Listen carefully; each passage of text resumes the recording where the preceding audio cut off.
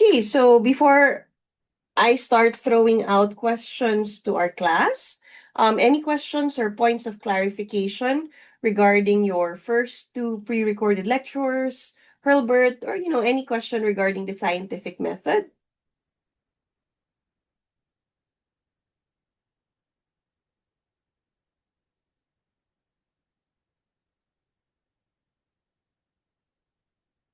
Okay, as you remember from our first few meetings, we are following what we call ano ba, a reversed classroom approach where you're supposed to watch lectures and read readings beforehand, and then our class is meant for discussion and clarification. And if no question is received from the students, I will be the one to ask questions. And remember from our first few meetings, your question should be asked by raising your hand and unmuting because we will not be taking note of any questions from the chat. Okay, again, your question should be asked by raising your hand or unmuting. Um, since I haven't received any question through that process, um, I will be asking the first question. If nobody answers that question, please note that everybody will get a deduction from class participation. So I hope you're already awake and ready to participate in today's class. So let's start. Again, for those who have questions, please raise your hand and unmute. Okay, otherwise, your question will not be entertained. Okay, there we go. Aika, go ahead. Good morning, Miss. My question is, what's the main difference between pre-layout and layout-specific alpha? Because I didn't really understand the distinction in Hurlburt. If you'd elaborate on that. Thank you. Okay, thank you so much for that question, Aika. So, pre-layout, is it right? Pre-layout versus layout alpha, that's your question? Yes, po. Okay. So in experimental design, pre-layout and pre-layout alpha are two interconnected things. So when we say pre-layout alpha, when you hear the word alpha, it's usually referring to um something to do with statistics. In this case, it's significance level. So you have to decide in advance what significance level you want your experiment to be. Most of the times, you always hear the word P is greater than, equal to, or less than 0.05. Are you familiar with what that means, Aika? It's used to determine whether you reject or fail to reject your null hypothesis. Okay, and what does 0.05 mean? The determined level of like your statistical significance. So if it's greater than 0.05, there's a high chance you made a type 1 error or where you falsify your null hypothesis even though it's true. Okay, that's right. So that has to be something that you, your research team, your advisor should have decided on ahead. Now, most of the times we set it at 0.05, but there are some experiments that would want a more stringent alpha, like like 0.01. I've seen it as high as 0.001, especially if you want to make sure that things are really not brought out by chance, so like medical experiments and things like that. But there are also instances where you set your significance level at something lower, like 0.10, especially if there's still very little known about the information that you're trying to derive. So, as much as possible, you set out your pre layout alpha, so that's your significance level, in advance so that you can avoid what we call p hacking. So, this is a form of bias where, oh, okay, our results is not isn't significant, so let's just adjust the p-value. So there are scientists, I don't even want to call them scientists, but there are research groups. I know there are people who do that, and you shouldn't do that, okay? So you shouldn't do p hacking. You have to like be clear, okay, our p value is this. We have to stick to it even if our experiment says there is no significant difference. Now, um pre-layout on the other hand is um sorry. Yeah. So that's pre-layout alpha, and post-layout alpha or layout alpha is when you decide your alpha level after you've seen your data or your layout results. So this is the p-hacking I was talking about. So it inflates your type 1 error. Um, definitely makes the reliability of your results questionable. Um, I mean, sometimes you you can recheck your alpha. Like you can use Bonferroni corrections. So that's creating multiple comparisons. So you can adjust your alpha after the experiment. It's a post hoc adjustment, but hindi ikaw, it's not the scientist who's deciding what your final alpha will be. So that's kind of okay, but it's still, I don't know. I'm not very comfortable with that personally, but yes, some scientists do that. Does that clarify your question, Aika? Yes, it does. Thank you. You're welcome. Okay. Any other questions or points of clarification from the class regarding your readings? Shelby, go ahead.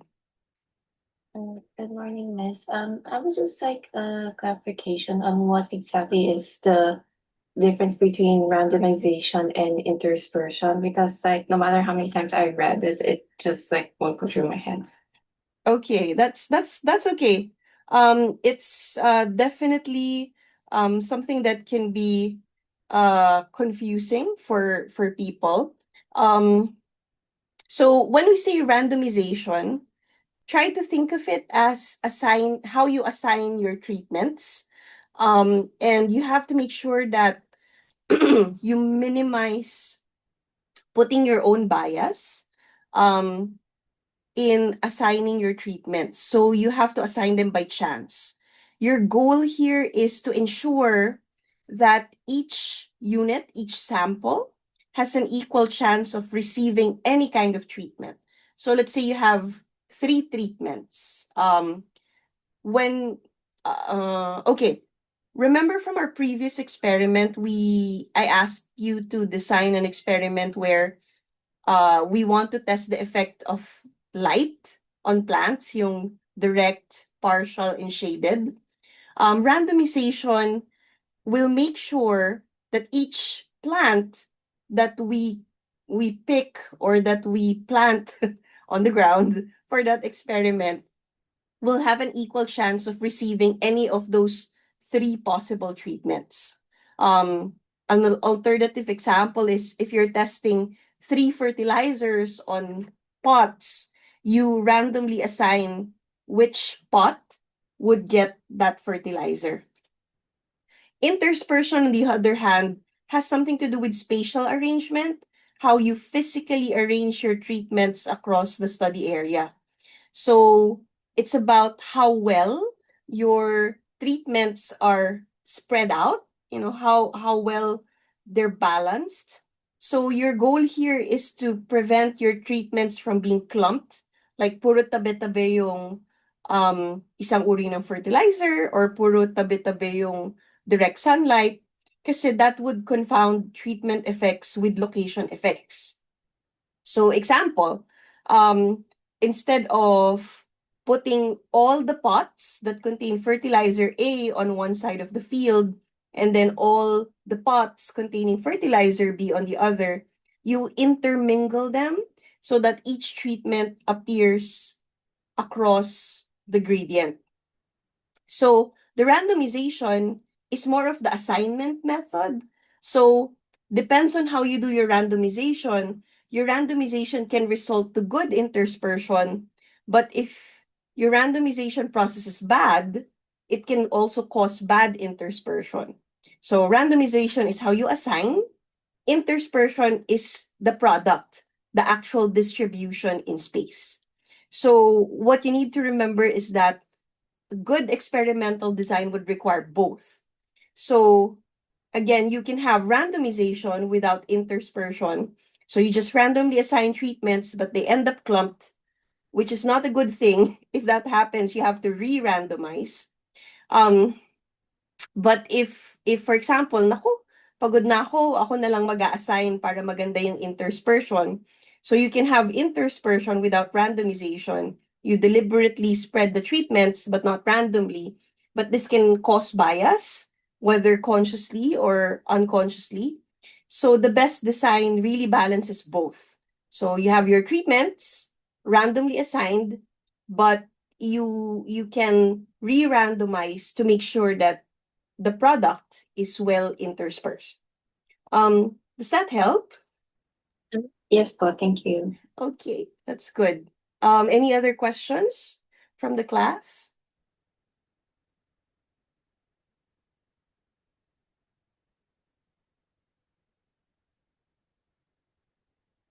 Okay, so if none, let's go to the first question that I arranged from you, just to check if you've watched again the first two sets of recordings.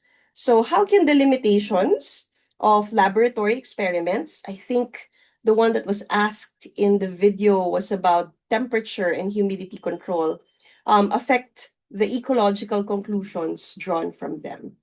Again, how can the limitations of laboratory experiments affect the ecological conclusions drawn from them? So I'll count down from 10 to 0. If nobody answers this question, then the whole class will get deductions from their class participation score. Okay, 10, 9, 8, 7, 6, 5, 4. Does anyone want to try? Your answer doesn't have to be fully correct. Okay, say, go ahead. Because lab experiments are controlled, but whereas, oh, sorry, I'm sorry. I think I did not understand the question. Affect the ecological conclusions. Ayun nga po. The limitations of lab experiments, it means na since limited po or parang walang variable yung sa lab experiments, even if we do manipulate it in such a way na we consider every variable, hindi pa rin po siya magiging accurate sa um, sa real life ecological experiences po. So it will not replicate what actually happens outside of the lab kasi po hindi naman po ganun yung ecosystems natin usually because ecosystems are typically um typically unpredictable, or even if it's predictable, there can be some ano un unpredictability within natural ecological conclusions or natural ecological phenomena. Okay, thank you so much for that, Say. Aryan, do you want to add something to what Say has mentioned? I'm sorry po. I think she mentioned everything na po na yung natural world po natin, hindi naman po siya structured, hindi po siya controlled. So very random po. Or kung may patterns man, we're not entirely sure if it's gonna happen again kasi nga it's nature po. Yun lang po. Okay, thank you so much for that, Say and Aryan. So both of your classmates are correct, no? When we do our experiments in the lab, we have a lot of control over the variables that we have. So we can control temperature, we can control humidity, we can control light. Sobrang dami, no? It's almost like we're a tiny, tiny God. lording over our reality. So this level of control may not fully represent natural conditions. So, as your classmates have mentioned, the ecological processes that we experience day to day, they're influenced by factors that cannot be controlled. So, weather changes all the time. There are unexpected disturbances that can just suddenly appear, no? So this means conclusions that are based solely on lab experiments, they might not always apply to real world ecosystems kasi in the real world, as they say, there's a certain level of unpredictability. No, variables can change constantly, and it's very hard to actually simulate that kind of unpredictability in the lab. Okay, so good, thank you. Okay, so any questions or points of clarification from the class?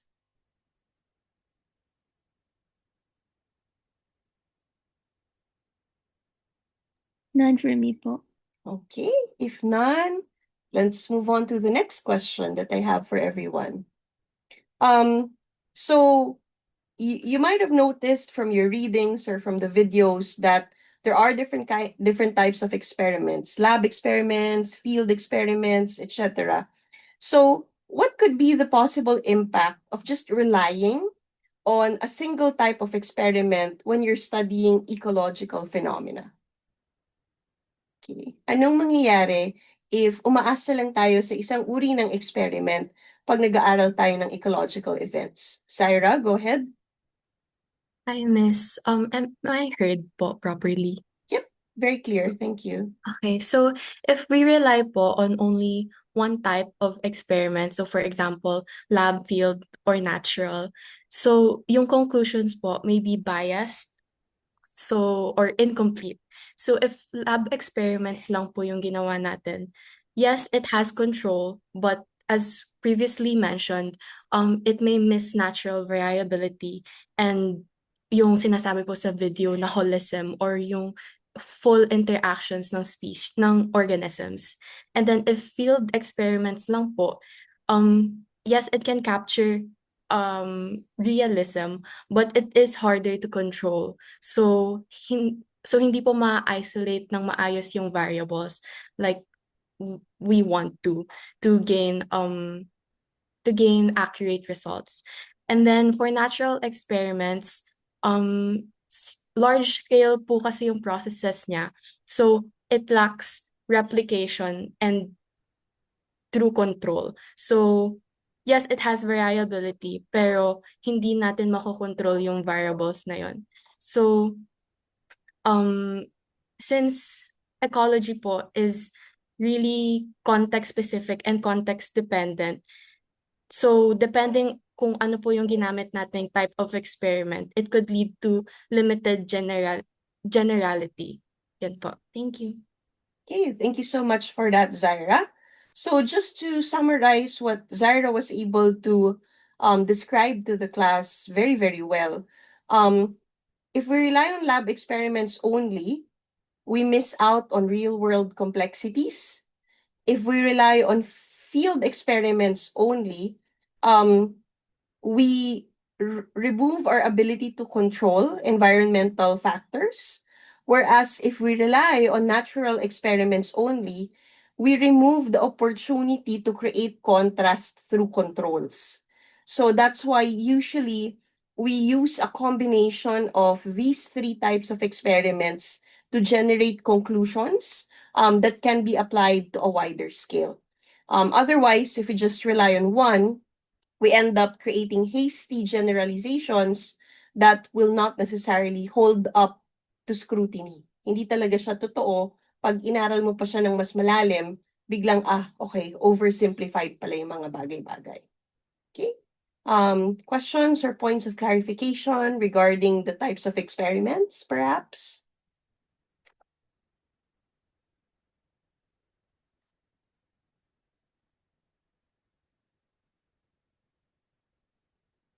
Okay, if none, let's talk about the podcast.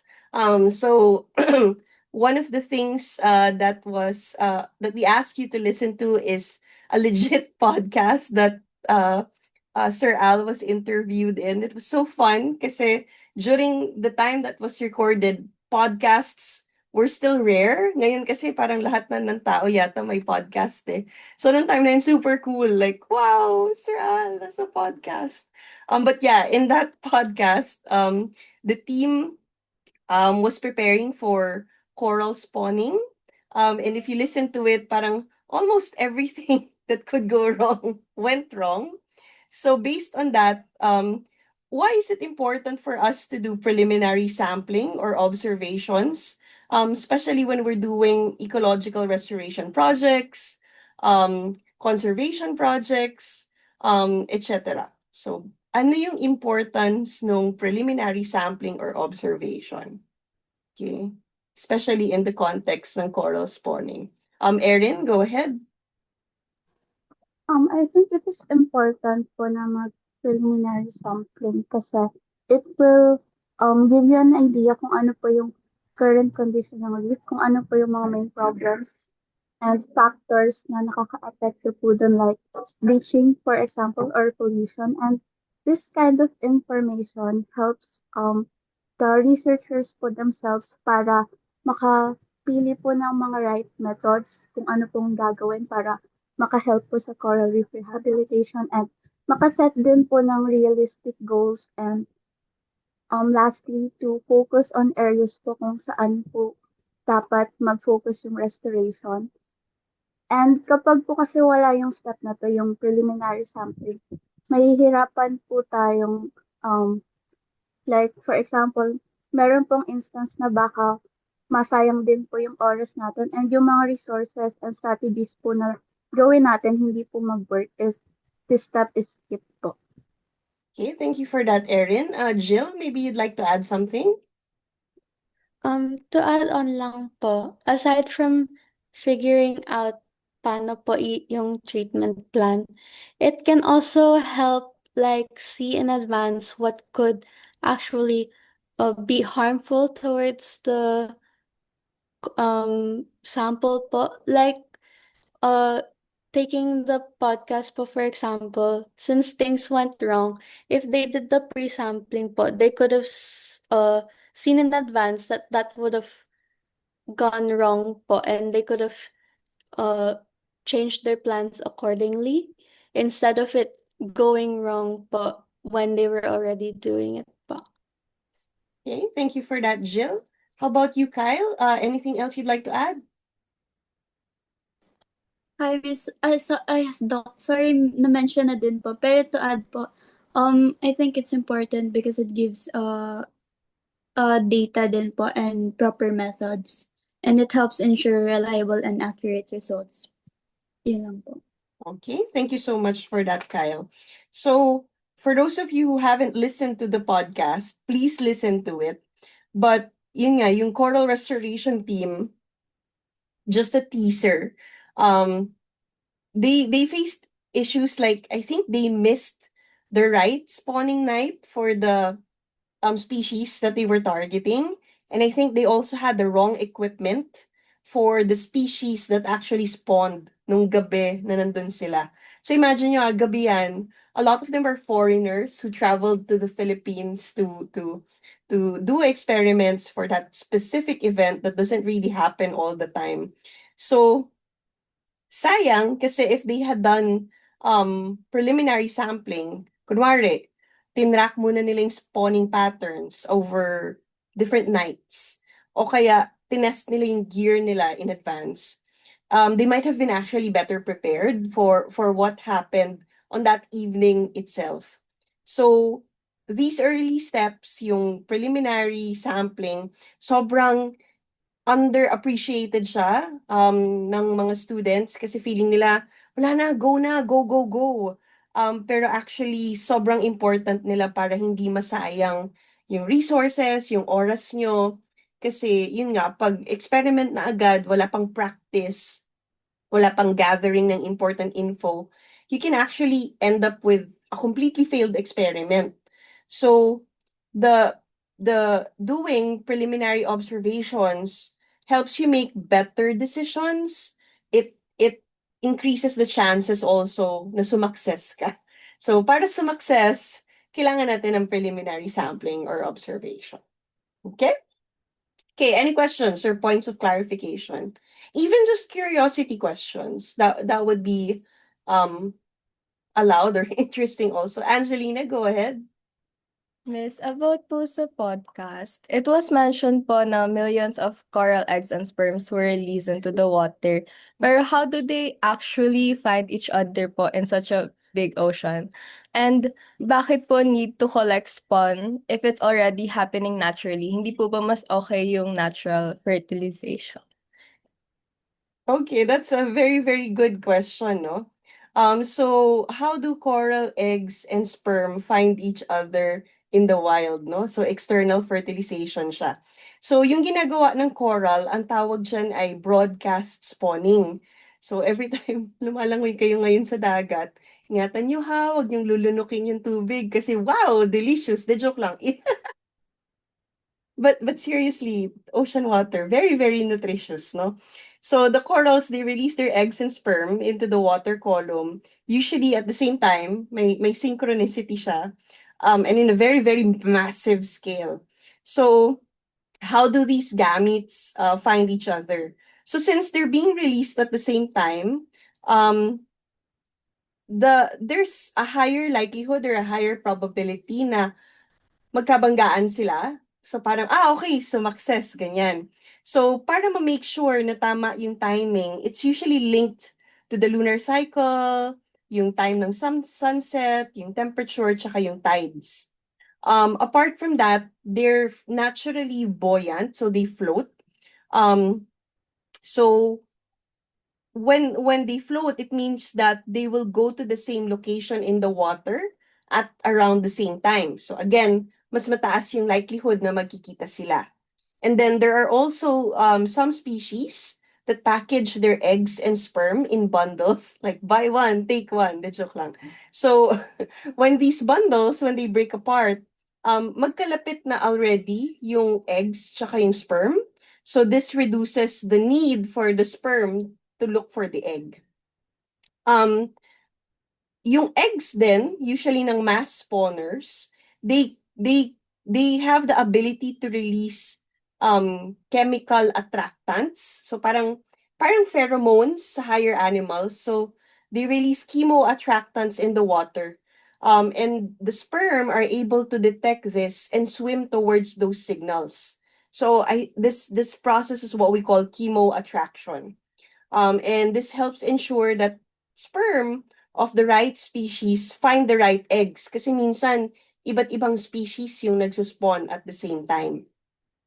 So, yun nga, we have timing, we have proximity, we have chemical signaling, and yun nga, at the end of the day, massive yung output, no? So, dahil doon, malaki talaga yung chance na magiging successful yung fertilization. But why do we have to acquire the sperm and eggs and actually do parang artificial insemination ng corals? Bakit hindi tayo magre-rely dun sa natural event? Well, kasi sadly, in nature, even during mass spawning, most eggs and sperm never meet. Kasi even though ang dami na nilang ginawang mechanism for them to be able to meet successfully, currents, they can disperse them, they can get eaten by plankton feeders. And so most often, fertilization rates in the wild is less than 10%, no? And so collecting gametes and mixing them in controlled conditions, they make fertilization more efficient. Apart from that, sometimes based on our studies, we notice na genetic diversity in some areas are very low. And when we have low genetic diversity, this could mean that the population living there is less likely to be able to adapt to environmental change. So some researchers, they cross gametes from different coral colonies or reefs so that we can artificially increase genetic diversity. We can avoid yung bad effects ng inbreeding. So, as an output, we create hybrids that often have greater tolerance to higher temperatures, ocean acidification, or even disease. Tapos, i-add pa natin dyan, in the ocean, it's the wild, wild ocean. So, baby corals, yung coral embryos and larvae, they actually face high mortality from predators, from sediment, from pollution, or, even just the flow of water. So, by raising them in labs and nurseries, we increase their survival rate so that we can increase the population of corals at a faster rate kasi nga nawawala na sila. So usually kasi when we hatch the coral babies, the coral larvae, they're grown to a stronger stage where they can be outplanted. So it's funny, no? I think that's where the misconception comes from that corals are plants for some people, kasi some scientists call it planting, but actually corals are animals.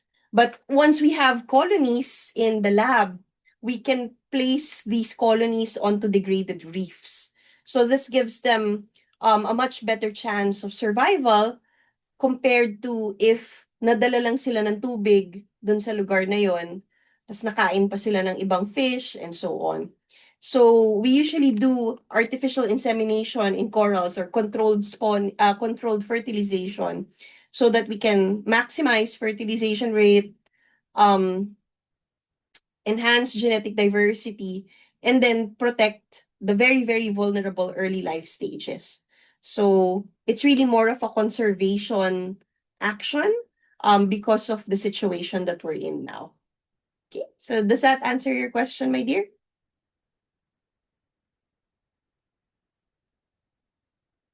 Yes po, Miss. Thank you po. Okay, no problem. Okay, next question for the class. This one is a planning question. Sige, challenge ko naman kayo. Let's say you want to study the effects of lahar deposits on vegetation. Like, nakaka-improve ba ng pagtubo ng halaman ang lahar? How would you approach designing that experiment, considering the differences between lab, field, and natural experiments? Okay, I'll give you a few minutes this time, maybe 5 minutes to think of an experimental design. You can design a lab experiment, you can design a field experiment, you can design a natural experiment. Pero again, if you want to check the effect of lahar deposits on the growth of vegetation, how would you approach designing that experiment? So I'll give you 5 minutes, but if you're ready, just raise your hand and I'll call your name. So if somebody gives a field experiment, maybe another can share with us a lab experiment or a natural experiment.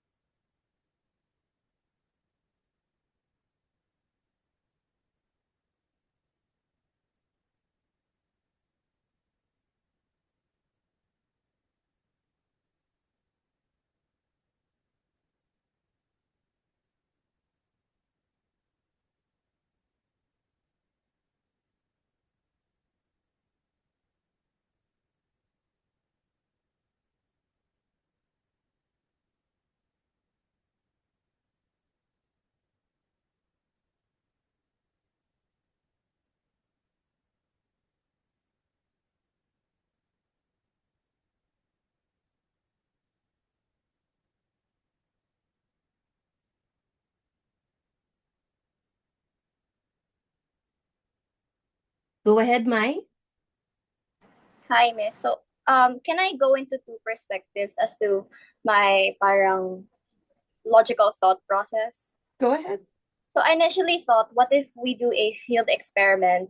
Because I think it would be my first thought was it would be hard to do a natural experiment considering it relates volcanic eruptions. So we can't really monitor that exactly, and it's kind of dangerous if we were to go full on natural. But then I searched, can I collect lahar in like a bucket or something for my field experiment? Apparently, can you correct this? I cannot do that. So I can't collect the lahar. Not when it's still hot, but as long as you have environmental permits, you can. Okay. But I think in this case, I'd go with a natural experiment. So I'd look for areas. So right after parang a volcanic eruption, I'd look for areas that have like vegetation. Thus, it also had like a lahar deposit. Then I'll try to see if ano who was affected by it versus who was not. So more of this is more of like a menstruative experiment since I'm just looking at like the natural conditions. I'm not going to touch anything anymore. And I chose the natural experiment over field just so that we can actually apply more of like the real world impacts of the volcanic eruption rather than field. But the downside to this, I really think, is yung parang unpredictability and the dangerous situation because you're right next to a possible active volcano. So that's it. Hey, thank you so much for that, Mai. And I'm happy that it touches upon the main difference between a field experiment and a natural experiment, because I think that's something that a lot of people confuse. So both experiments, field and natural experiments, would require you to go out, to go out into the field. Pero in a field experiment, you conduct your experiment in the real world with quotation marks. But most of the times, the researcher would manipulate one or more independent variables, and then you also apply randomization. So the control here is still relatively high in the sense that you, as the researcher, get to decide what treatment each unit gets. Of course, mas high pa rin yung control natin in a lab experiment.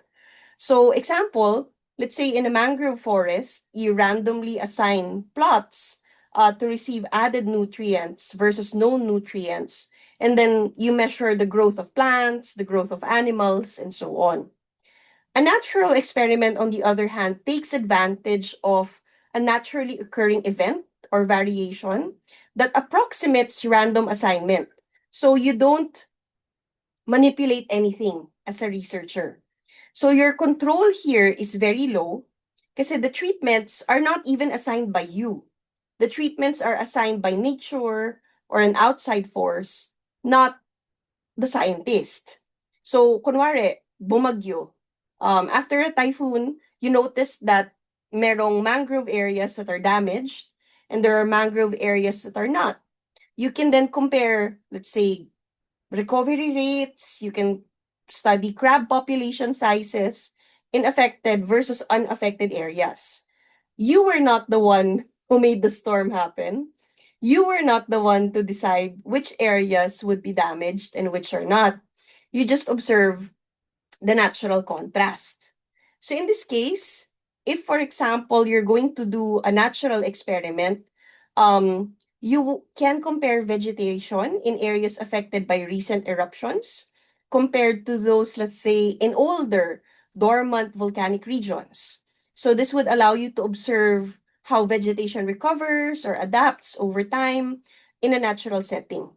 Pero it's important that you also acknowledge that there are no controlled variables. So the conclusions that you would get from such an experiment may be less precise than, let's say, if you do a field or a lab experiment. So the trade-off of getting realistic insights is, yun nga, parang real yung nakukuha mong observations, but the conclusion is still hard to get. Whereas, if you add, let's say, a laboratory approach, a controlled simulation, or a controlled field approach, you can prepare specific plant samples. You can control the specific species of plant. You can control the type of soil, such as fresh volcanic ash, older volcanic soil, standard potting soil as control.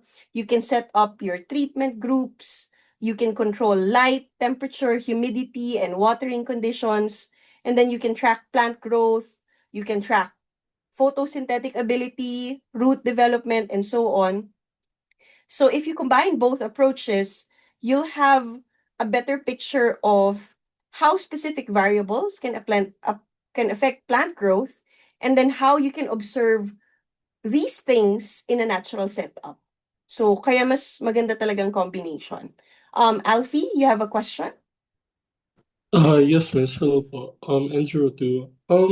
Given the discussion right now po, Miss, regarding experimental designs, I'd just like to ask or clarify po. Does this mean that there is really not exactly a better or best experimental design? Because different experimental designs, example for laboratory field and natural, this would also cater depending on your objectives. Is Yes. this correct po? Because like for example, if we want to like, because it just occurred to me like, let's say if I wanted to test like the depths of different lahar deposits, I don't think so. It's also really that easy to get the information from natural experiment because like you've said, you're lacking controlled variables like the same species of seeds, water, temperature, light conditions, and pot size. So sometimes it's not really applicable for natural experiments. So yes, miss. That's actually what I'm trying to wonder if like there's really no proper experiment, and it also highly depends on the objectives of the researchers. Yes, that's right. There is no single best experimental design kasi it depends on your question, your constraints, and your goals. Pero of course, hindi naman laging we can do all, 'di ba? So if you want to choose what is best for you, if you want causal precision, like what causes which, lab experiment would be most useful for that. If you want real world applicability, however, field experiments are usually better. Pero if you want to study events that you cannot manipulate, natural experiments should be your go-to. But again, in practice, before we generate a publishable conclusion, we usually use a combination. More often than not, we start with lab studies to determine mechanisms. Then we move on to field experiments so that we can detect ecological validity. And then we leverage on natural experiments. So these are large scale, long-term experiments that would then validate what we were able to see in the lab and then in the field. So usually ganun yung pagkakasunod-sunod niya. Does that help, Alfie? Yes, po, miss. Thank you po. Okay. The next set of questions are more of shotgun questions related to Hurlbert. But again, if you have any follow-up questions related to this, please don't hesitate to ask. So between replication and subsampling, which one affects accuracy more and which one affects precision more? 10, 9, 8. Alfie, go ahead. Miss, I think what would increase the number would be replicates po rather than subsamples for both accuracy and precision. Okay, so for Alfie, it's replication for both accuracy and precision. Say, go ahead. Miss, I think I I think according to Hurlbert, replicate replication affects precision and accuracy affects subsampling. Or sorry, subsampling affects accuracy and replication affects precision, I think. Okay, Axel? Hi, Miss. According to Hilbert here, it says that replication reduces the effects of noise, thereby increasing the precision. And for accuracy, I believe that it is subsampling. Okay, we have one more hand up. Okay. Interesting. So Hurlbert made a key distinction between replication and subsampling. And what he did was he explained their different effects on accuracy and precision. So replication actually increases external validity or accuracy because it involves using multiple independent experimental units. So this allows you, as a scientist, to estimate treatment effects more reliably and generalize findings. Kasi replication helps to account for natural variability in the system. So it reduces the risk of drawing conclusions from unrepresentative or even, anomalous, kakaibang mga samples. Subsampling, on the other hand, it increases precision because it provides a more detailed estimate of the response within an experimental unit. So, by measuring multiple times within a single replicate, researchers can reduce measurement error, and so you get a clearer picture of the internal variability of that unit, but it does not substitute for true replication. So, I know some of you might still be a little bit, why? So, here's a follow-up question. If replication helps capture natural variation more, why does it affect accuracy more and not precision? So anyone? 10, 9, 8, 7, 6, 5. Just to try, come on. 4, 3, 2. Miss, Yes, go ahead, say. sorry, Miss, nawala yung train of thought ko. Can Jill go first? Okay, sige, Jill, go ahead. But since replication, this is a try lang po, I'm not sure if it's correct. Pero since replication helps capture natural variation more, and accuracy po is more on parang how close it is to the bullseye. Ano yun? Parang ano po, yung true value talaga po. I think since it's more natural variation, it makes it more true. Mm-hmm. Like it's more close to how it how it should be compared since most of the time parang since it gives us more options po parang mas nagiging uh parang ganun po. I don't really know how to explain it. It's Instead okay, of it's okay. Mm-hmm. instead of precision po where even though precise is like yung how many are ano po consistent. Mm-hmm. Kasi since natural variation po isn't always consistent naman talaga po naman. So I think it's more accurate since it will give you the more like true values po. Okay, thank you for that, Jill. Alfie, would you like to add your thoughts on that? Yes, Bonus. So, two things. I think first is based from the reading from Herbert. Herbert. I think it's because Herbert also emphasizes that how all experiments must be properly replicated. Because he Mm-hmm. explains that if there is no replication, it would also be very difficult or impossible to interpret the results. Mm-hmm. And I think how I also visualize this, Miss, is like how we visualize precision and accuracy with the archer analogy.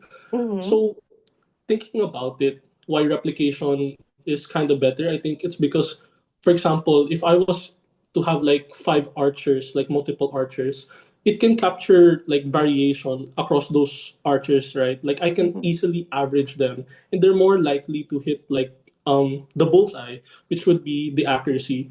Because if we also look at subsampling instead, like let's say one archer only, and he Mm-hmm. shoots a lot of arrows, and let's say the group of arrows is tighter, which would be more precise, But if the archer, let's say for example, is not in the proper location or he is off center, di ba po kapag tinapon niya yung arrows, they would also all be wrong together, meaning the accuracy would not be improved po. And I think that's why replication would help capture natural variation more than subsampling, which yun nga po, replication affects accuracy more po.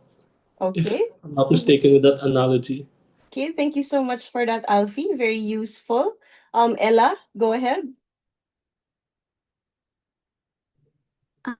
Hi, Miss. I would just like to add po that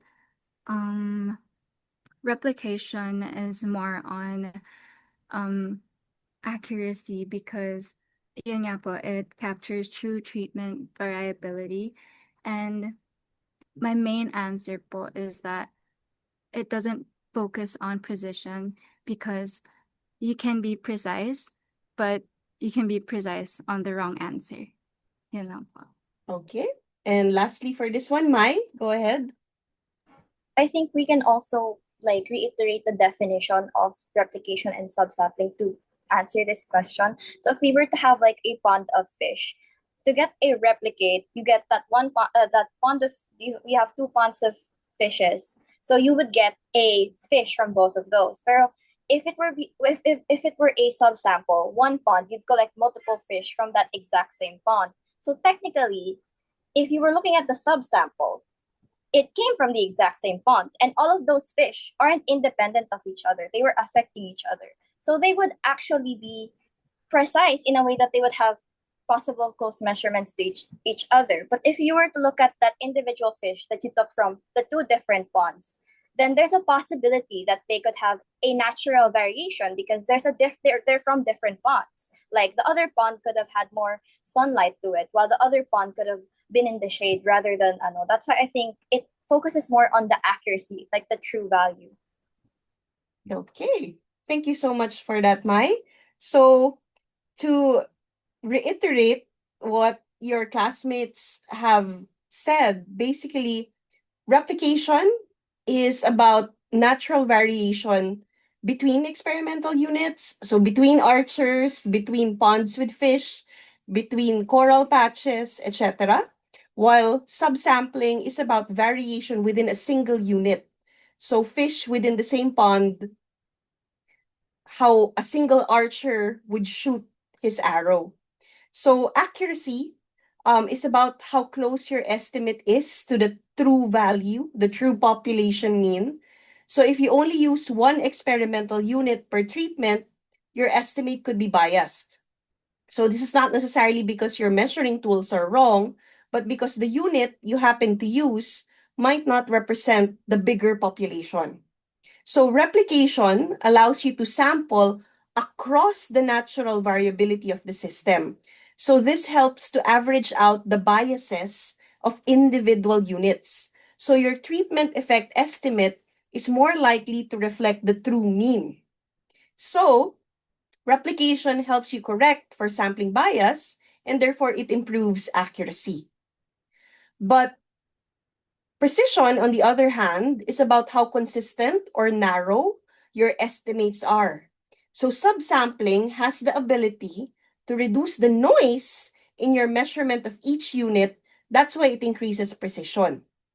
So, bakit nga ba ang replication hindi lang precision din? So, technically, replication can also improve precision in the sense that you can get tighter confidence intervals around your mean treatment effect. Pero, the unique role of replication is reducing bias due to non-representative sampling, which is about accuracy. Precision without accuracy can still lead you confidently to the wrong answer, which is basically systematic bias, while so replication makes your estimate more correct. That's why it's accurate, while subsampling makes it more stable or precise. Say, go ahead. Miss, I just wanted to clarify, by single unit na nakalagay po sa under subsampling, by single unit, does that mean like a single treatment po? No, not a single treatment, a single replicate. Oh, I see. Okay, thank you po. Okay, thank you for clarifying also. Okay, sige. Ito talaga ano na. Anong tawag dun? Kailangan na nating bilisan yung pagsagot. So let's say this time I want to see if you can identify what type of experimental design is being represented. So you have the design types from Hurlburt here. Wala nang ganyan na pag sa exam. Ngayon lang. So let's say I want to test the effect of new fertilizer on plant growth. I place 10 pots in a greenhouse and randomly assign the fertilizer to 5 of them, while the remaining 5 randomly serve as controls. All pots are placed in random positions on the bench. What kind of experimental design am I doing? 10, 9, Mai, go ahead. Wouldn't this be completely randomized design? Because it says that all pots are placed in random positions on the bench. So there wasn't really a necessary, like, there wasn't the order or like a block that was, thought of. Correct. Next, let's say I'm a field ecologist and I'm studying how shading affects plant diversity at the lower levels, yung mga natatakpan ng matatakad na halaman. So I divide the site into 4 plots based on soil type. In each plot, I randomly assign 1 by 1 meter areas to shaded or unshaded. Which experimental design am I representing here? 10. Alfie, go ahead. Hi, Miss. Would this be randomized block po? Correct. Since you want to have shaded or unshaded treatments, but they're still randomly arranged po. Yes, that's right. Good. Next question. In aquatic toxicology, so this is when we study toxins in a water-based system, I use 2 large tanks. Tank A receives chemical treatment, tank B serves as control. 10 fish are placed in each tank and then their behavior is observed daily. Then I treat each fish as an independent replicate. What design flaw or what experimental design is this demonstrating? 10, 9, Jill, go ahead. Miss, is this no replication po since tank A and tank B lang po siya, tapos isa po yung control, tapos isa po yung treatment? Yes, this is no replication, and I'm doing pseudo replication, but which specific experimental design am I doing? Okay, 10, 9, Angeline, go ahead. Is it isolative segregation po? Yes, very good. Okay, so I hope these very quick examples can help you figure out how you can study for this particular portion. Mai, you have any questions? Miss, can I ask for like the main differences between the 3 types of segregation po? Between the Yung simple, 3 clumped, and isolative. Simple, clumped, and isolative. Okay, sige. So, for simple segregation, you can think of it as your treatments being clustered together, but they're still spatially separated. There's no intermixing of treatments. So, yun. Clump segregation, treatments are in large clumps. There's no replication across space. It may look like there is replication because you often use many individuals, but it's still pseudo replication because treatment is applied at the group level. And then isolative segregation is in such that you have one chamber, one container per treatment. All subsamples are within a chamber, so they're not independent. Isolative segregation is often described as classic pseudo-replication because the treatment is confounded with environment. Does that help? Yes po. Thank you po. Okay. Sige. Another round of shotgun questions. This time, these are the types of pseudo-replication from Hurlburt on one side. Again, wala nang ganyan pag exam ha. So, there's a quick description on the left. So let's say a marine biologist wants to test the effect of a pollutant by treating one tank with the pollutant and leaving another untreated. 10 fish are placed in each tank and their growth is measured after 2 weeks. The fish are treated as individual replicates in the statistical analysis. So what kind of pseudo replication is illustrated here? Then, Erin, go ahead. Simple po ba? Okay, correct. So simple pseudo replication. How about this one? A researcher studies the effect of a soil amendment.